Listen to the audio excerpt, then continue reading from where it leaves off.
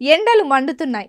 భానుడి బగబగకు నీళ్లు ఆవిరైపోతున్నాయి. తీవ్ర వర్షాభావ పరిస్థితులు నందిగామ నియోజకవర్గానికి కూడా తాగునీటి కటకట తెచ్చిపెట్టిన వేళ ఈ ముప్పును ఎదుర్కొనేందుకు స్థానిక సిట్టింగ్ శాసనసభ్యులు మొండితోక జగన్మోహన్ రావు ముందుచూపు ధోరణి స్థానిక ప్రజానికానికి ఊరటనిచ్చినట్లయింది. ఈ సందర్భంగా ప్రభుత్వ సహకారంతో పక్కా ప్రణాళికల ద్వారా భూగర్భ జలాలను ఒడిసిపట్టడం ద్వారా ఈ గండం నుండి గట్టెక్కామంటున్న మొండితోక జగన్మోహన్ రావుతో మంగళవారం ఆంధ్రప్రభ ప్రత్యేకంగా ముచ్చటించింది. నిరంతరం ప్రజలు ఉంటూ వారి సమస్యలను తెలుసుకుంటూ నియోజకవర్గంలోని 4 మండలాలపై పూర్తి అవగాహనతో గ్రామ ప్రాంత ప్రజలకు మెరుగైన జీవనోపాధిపై కృషి చేస్తూ జల వనరులను సద్వినియోగం చేసుకునేలా ప్రణాళికలు సిద్ధం చేస్తున్నట్లు నందిగామ ఎమ్మెల్యే మొండితోక జగన్మోహన్ రావు తెలిపారు. కృష్ణానదికి అతి సమీపంలో ఉన్న నందిగామ నియోజకవర్గానికి పుష్కలంగా భూగర్భ జలాలు అందుబాటులో ఉన్నా వాటిని కొంత మేరకు వినియోగించుకుంటున్నారని, పూర్తి స్థాయిలో సద్వినియోగం చేసుకుని ప్రజలకు స్వచ్ఛమైన రక్షిత మంచినీటిని అందించాలన్నదే తమ లక్ష్యమన్నారు. అందుకు అనుగుణంగా అధికారుల సహాయంతో పక్కా ప్రణాళికలను సిద్ధం చేసినట్లు తెలిపారు.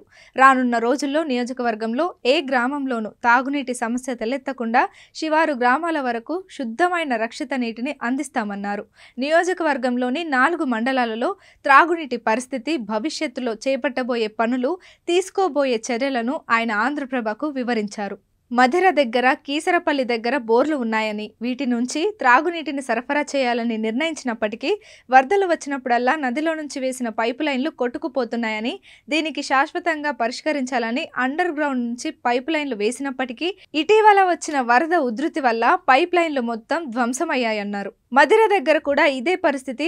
R&B అనుమతి తీసుకొని పైప్ లైన్లు వేశామని, కీసర దగ్గర కూడా ఇంప్లిమెంట్ చేస్తామన్నారు. కానీ దురదృష్టవశాత్తు వర్షాలు లేకపోవడం, గ్రౌండ్ వాటర్ లేకపోవడంతో కృష్ణానదిలో మున్నేరులో కూడా వాటర్ లేక భూగర్భ జలాలు అడుగంటాయన్నారు. దీంతో వాటర్ ట్యాంకుల ద్వారా నీటిని సరఫరా చేస్తున్నట్లు తెలిపారు. ఉస్తేపల్లి దగ్గర భూగర్భ జలాలు పుష్కలంగా లభిస్తున్నాయని, అక్కడి నుంచి పైప్ లైన్ ద్వారా అనాసాగరం వద్దకు తరలించిన అక్కడ వాటర్ ప్యూరిఫికేషన్ ప్లాంట్ ఏర్పాటు చేసి శుద్ధి చేయబడిన రక్షిత మంచినీటిని సరఫరా చేయాలని ప్లాన్ ఉందన్నారు. అందులో భాగంగానే ఇటీవల మొక్కపాటి నగర్లో కూడా ప్రారంభించామని, రానున్న రోజుల్లో నందిగామకు సంబంధించి మొదటి ప్రాధాన్యత ఇస్తామని ఆయన తెలిపారు. రూరల్కు సంబంధించి చందర్లపాడు మండలానికి నీటి సమస్య తీరినప్పటికీ డిస్ట్రిబ్యూషన్ సమస్య నెలకొందని, నియోజకవర్గ స్థాయిలో టెండర్లను పిలిచినా ఎవరు రావట్లేదన్నారు. దీంతో ఇటీవల విలేజ్ వైజ్గా డివైడ్ చేసి టెండర్లకు పిలిచామని, టెండర్లు దక్కించుకున్న వారు వలసలు కూడా ప్రారంభించినట్లు చెప్పారు. గతంలో చందర్లపాడు మండలానికి రోజుకు 3 లక్షల లీటర్ల తాగునీరు గుడిమెట్ల రూరల్ వాటర్ స్కీమ్ నుంచి సరఫరా అయ్యేవని, ఇప్పుడు ఆ అవసరం లేకపోవడంతో ఆ నీరంతా మిగిలిపోతుందన్నారు. ఆ నీటిని రామన్నపేట, లక్ష్మీపురం, చందర్లపాడు తదితర గ్రామాలకు సరఫరా చేస్తామన్నారు.